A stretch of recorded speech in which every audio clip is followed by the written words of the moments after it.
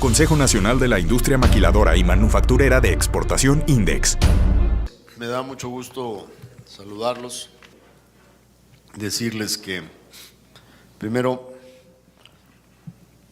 qué bueno que ustedes se identifican como la plataforma de una conglomerado y de una asociación que identifica la plataforma de exportación del país. Hay todavía muchos actores políticos que no pueden dejar en el debate esta idea poco controvertida de lo que fue el origen del programa exportador. Hay mucha gente que por falta de información o por falta de interés no se ha puesto a analizar la transformación que ha habido en las áreas de contenido de la industria mexicana de exportación. Y aquí tenemos representantes de muchos grupos industriales, pues que son claramente ejemplo de qué ha pasado, de cómo nos hemos transformado. No quiero particularizar a ninguno, pero los he visitado en sus instalaciones y he sido testigo de la participación de ingeniería mexicana, de nuevas generaciones de ingenieros mexicanos que están trabajando con ustedes en diseños, en esquemas de aportación de valor agregado en este proceso. Y es bien importante que en su trabajo de posicionamiento público, de imagen y de cabildeo frente a las al nuevo Congreso, al nuevo Senado, ustedes sigan empujando el mensaje de que a través de más de 30 años, la industria mexicana de exportación es otra. Tratar de caracterizarlos como un grupo de ensambladores que simplemente agarran lo que viene de fuera, lo pegan y lo reenvían, es realmente una interpretación muy menor de lo que ha ocurrido en esta industria. Y a veces se usa como ejemplo de que aquí en la apertura, y lo usan sesgadamente para decir pues que cuál es el beneficio si finalmente son unos grandotes que vienen y utilizan mano de obra barata y que no hay.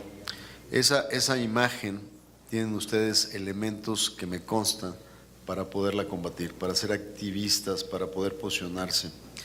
No se mantengan pasivos ante el debate. Es importante que los empleos que ustedes generan, las oportunidades que generan, la transformación que han evidenciado, se conozca públicamente, se sepa lo que está pasando en una industria que se transforma todos los días.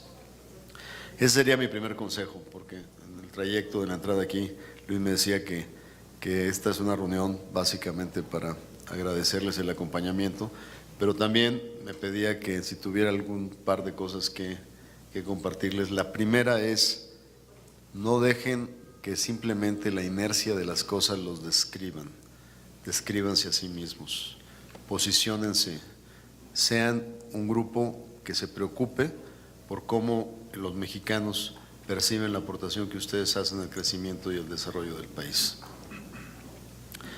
En segundo lugar, compartirles un poco en una reflexión ex post, haber concluido el acuerdo en principio en América del Norte, algo que va a estar latente en la toma de decisiones de ustedes, de sus corporativos centrales y las decisiones futuras.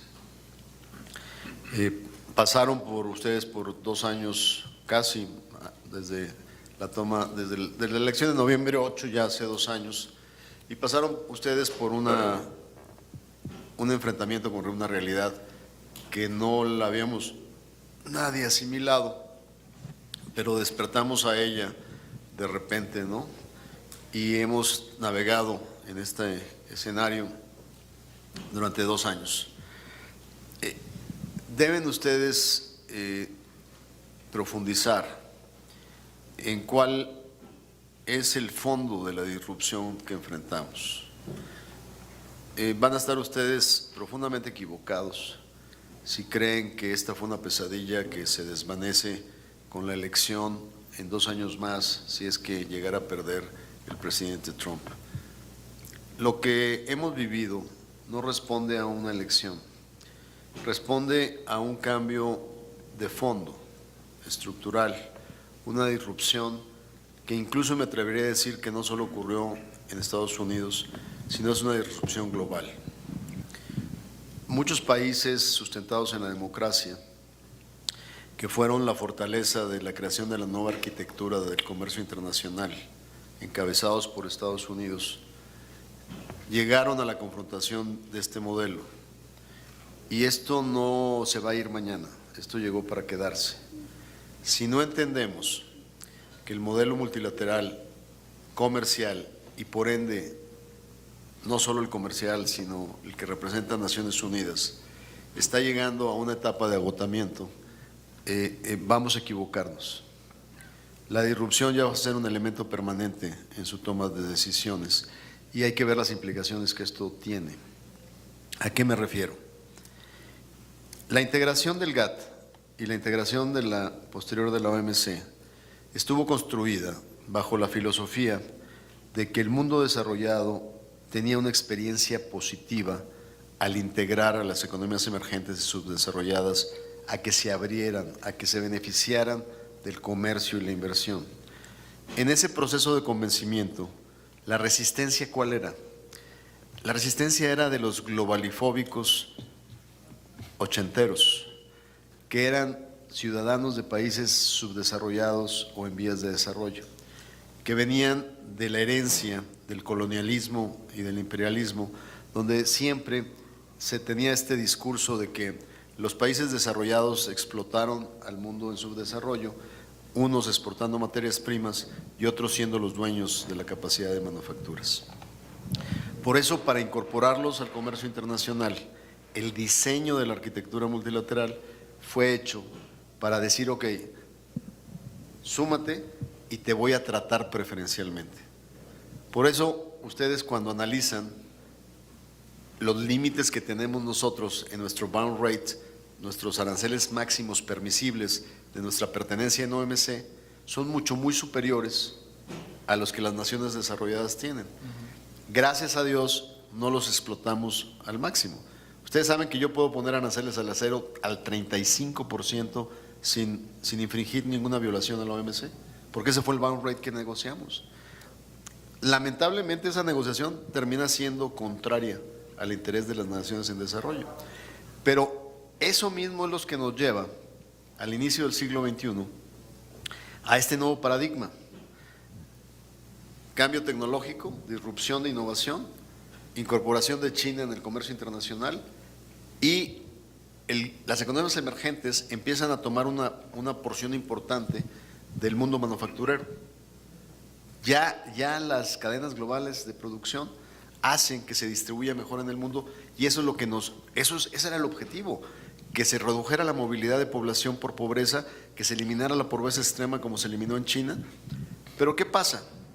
Íbamos muy bien y la fiesta en paz cuando de repente empieza a haber segmentos importantes de población en países desarrollados como los estadounidenses que dicen, a ver, espérate, a mí esto no me está gustando. O sea, yo hace 20 años podía garantizar que mis hijos fueran a la universidad con un salario de técnico operario en la industria automotriz y ahora ya no estoy. Y entonces, ese descuido de los perdedores versus los ganadores en el mundo desarrollado crean lo que dice Stiglitz, que son los nuevos descontentos de la globalización, pero ya no provenientes de las economías subdesarrolladas, sino provenientes del mundo desarrollado. ¿Esto a qué nos lleva? Y vean el discurso del nuevo presidente de Brasil, y vean el discurso del nuevo italiano, vean el discurso en Estados Unidos. La arquitectura del multilateralismo global va a tener que transformarse para atender nuevos equilibrios. Y la OMC o se transforma desde el punto de vista del diseño para responder a las nuevas realidades democrático-políticas, o simple y sencillamente la va a atorar las decisiones que está tomando el gobierno estadounidense. Y en ese sentido, analizando ese espectro internacional, es como entendemos que el acuerdo que logramos, sin duda, es un súper instrumento en relación a los nuevos tiempos. Hoy vengo del Senado de la República y no es la primera vez que me dicen, bueno, tenemos un acuerdo que pues pudo haber sido mejor, peor es no tenerlo.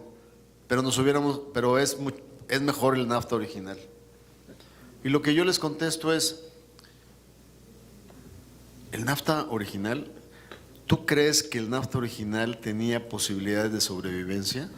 Cuando ya desde la administración Clinton, en sus últimos años, se negaba a utilizar el nombre NAFTA porque ya era kriptonita electoral. Obama nunca se refirió al acuerdo como NAFTA, porque ya lo tenían detectado en opinion polls que era negativo para los demócratas.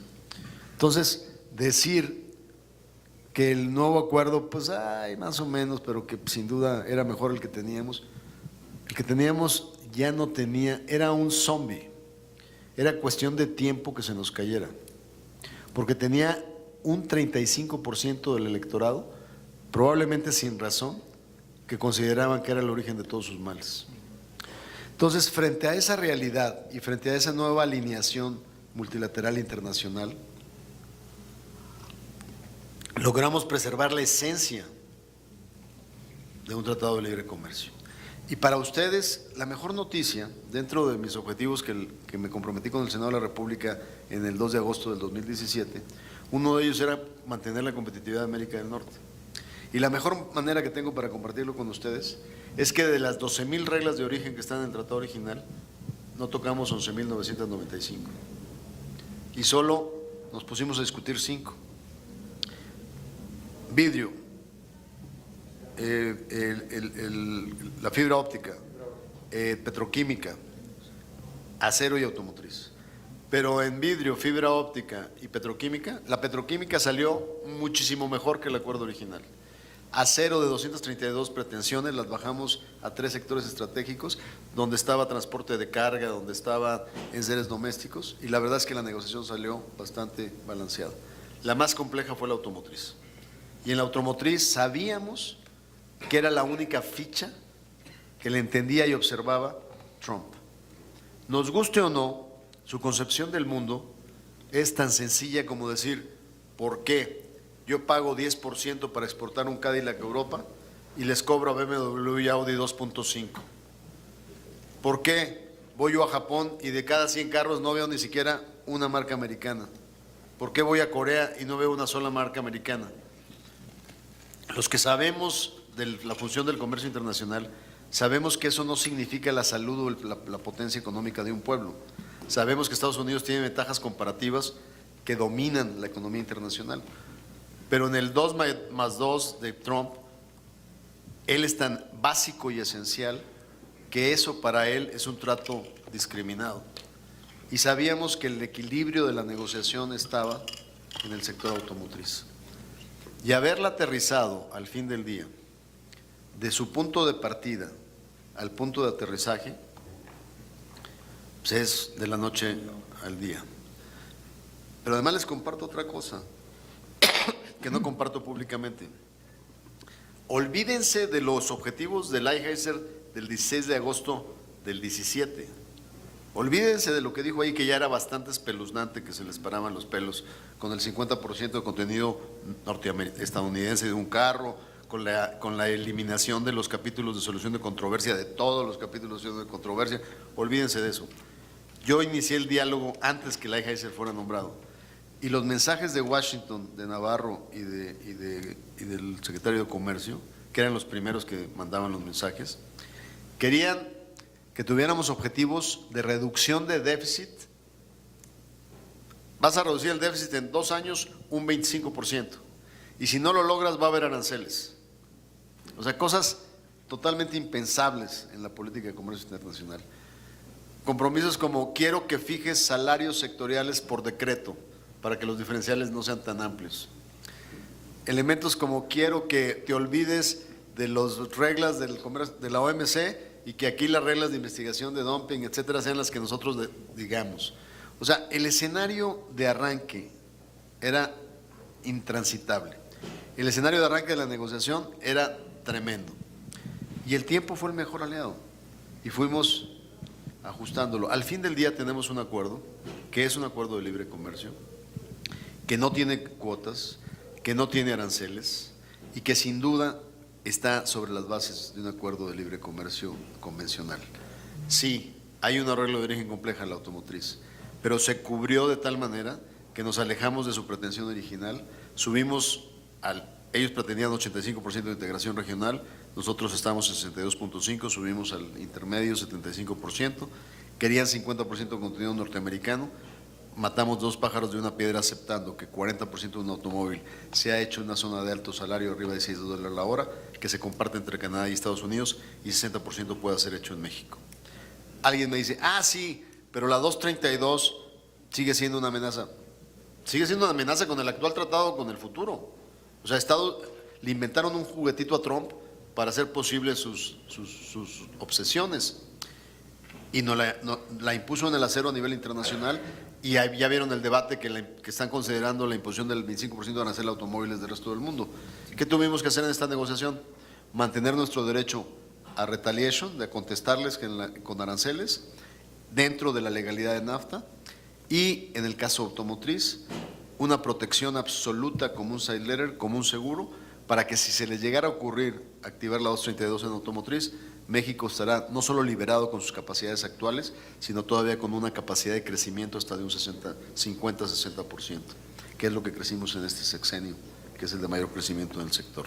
Lo mismo para autopartes que para automóviles. Y total liberalización de pick-up ligeras en el proceso de exportación, aún con la 232. Entonces, frente a lo que viene, frente al pleito con China y frente a la posibilidad de la apertura del pleito con Europa y con Japón en materia automotriz, lo que tenemos es claramente liberar todos los elementos de incertidumbre en esta plataforma. Así es que no es el acuerdo perfecto. Me hubiera gustado una regla automotriz menos compleja, pero claramente en algún momento tendrías que mantener los elementos de equilibrio y hacerlo atractivo para los tres participantes. Sin duda hay, y bien lo comentó en sus comentarios Luis, todo un tema en materia laboral que en esencia lo que nosotros negociamos en el capítulo no es más que el respeto al marco laboral vigente. Yo no puedo responder por la próxima administración ni por el liberalismo laboral que representa, y que sí es un reto donde ustedes tienen que estar muy activos para poder encauzar todo el tema de responsabilidades laborales. Pero lo que es el marco existente es el que está comprometido dentro de la negociación. Ahí dejaría mis comentarios y agradeciéndoles muchísimo su trabajo, su acompañamiento a través de estos 6 años.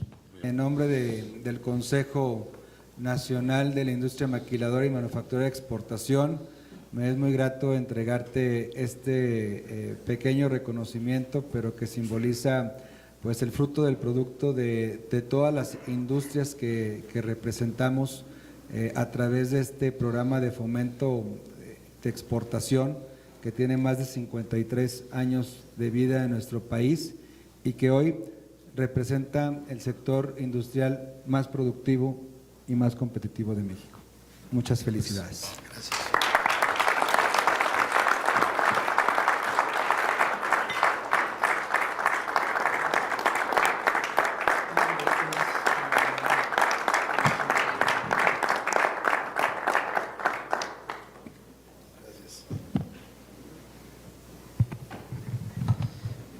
No, sin duda va a lucir por los colores y lo frondoso del árbol.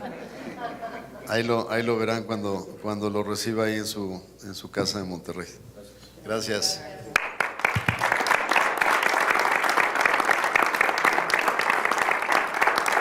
Consejo Nacional de la Industria Maquiladora y Manufacturera de Exportación, INDEX.